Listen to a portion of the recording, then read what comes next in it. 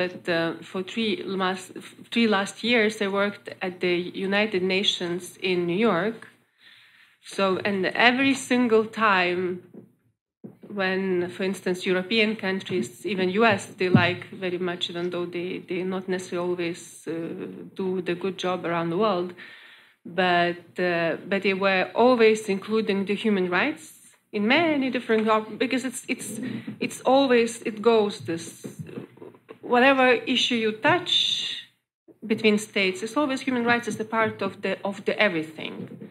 And all the time, two countries in particular. So they're always opposing it. And it's a constant battle that, like, European countries and US is introducing the issue of human rights, and Russia with China, they're fighting to take it away.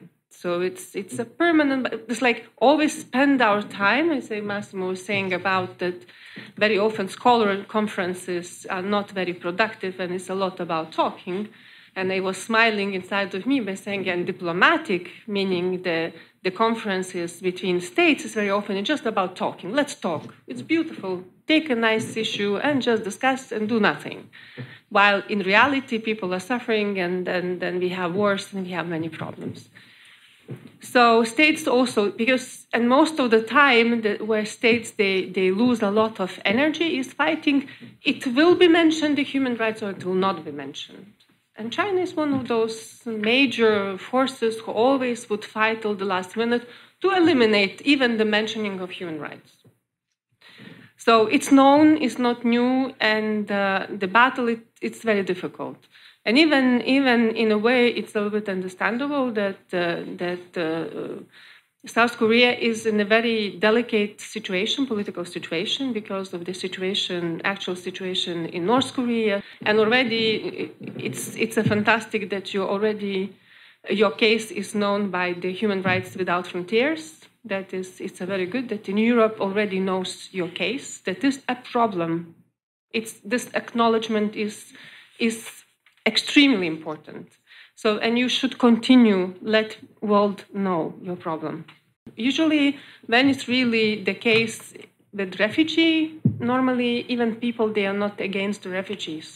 Because they know that refugees usually people who escape the torture and persecution. It's not they don't leave the country because they want to live in better economical situation. Because migrants, usually it's economical reasons. But refugees, those are people who are really escaping something. And this something, we have to help them.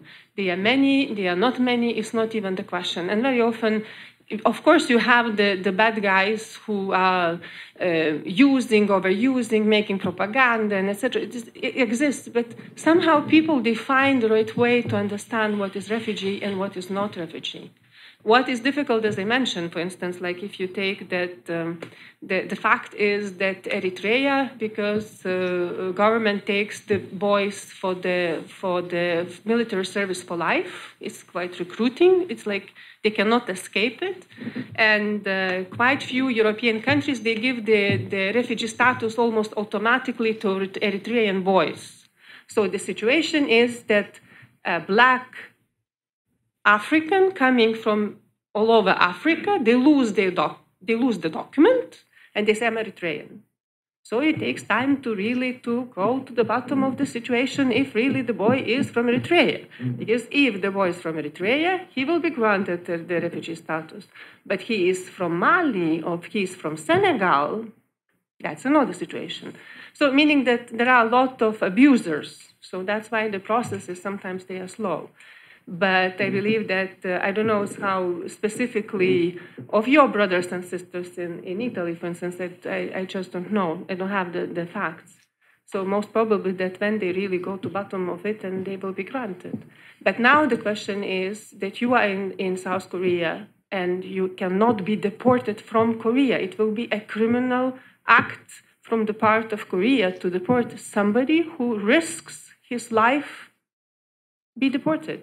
So that is the bottom line, and that's where the red line is, and that is the red line that you should defend. Thank you.